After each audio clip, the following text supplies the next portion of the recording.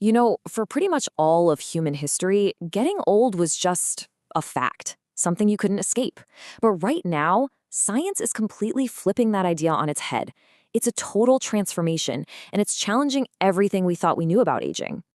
So that leads us to the big question, right? Is aging actually inevitable? I mean, for centuries, the answer was just a flat yes. Of course it is. But now, well, there's a whole new way of thinking in science that's starting to poke holes in that old assumption. And this slide really gets to the heart of it. The old way of thinking, aging is just natural, unavoidable, kind of like gravity. But the new view, whoa, it sees aging as a medical condition, a problem that can be treated, something with real biological causes that we can actually understand, target, and, yeah, maybe even reverse. Okay, so how on earth did we get here? Where did this huge shift even start?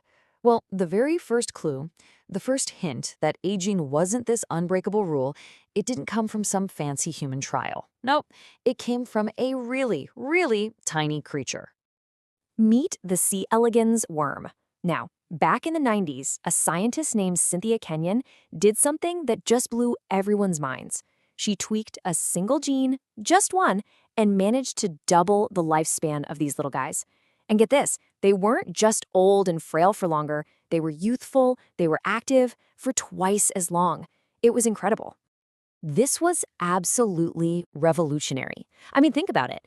It proved that aging isn't just random damage piling up over the years. It's not just rust. It's an active process controlled by our own biology. And that's the key, right? If something is controlled, it means we can potentially learn how to control it too. We can modify it.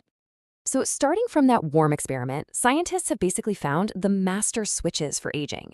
These are core biological pathways, things like sirtuins that manage cell health, mTOR for cell growth, and the insulin pathway that tells your body when food is around. And what's just wild is that these same basic switches are found in so many different creatures. We're talking yeast, mice, and yep, even us. And when scientists started playing with these switches in lab animals, the results were just dramatic. They've been able to get mice to live 50% longer just by tweaking these genes. Now, to put that into perspective for us, that's like living to be 120. And not just living, but living in good health. It's a huge deal. Okay, but here's the catch, and it's a big one. Mice aren't people. So that brings us to the biggest challenge in this whole field. How do you take these amazing discoveries and actually test them on humans? I mean, we live for decades, right? Yeah, think about it. How can you tell if some new anti-aging therapy is working on a 30-year-old?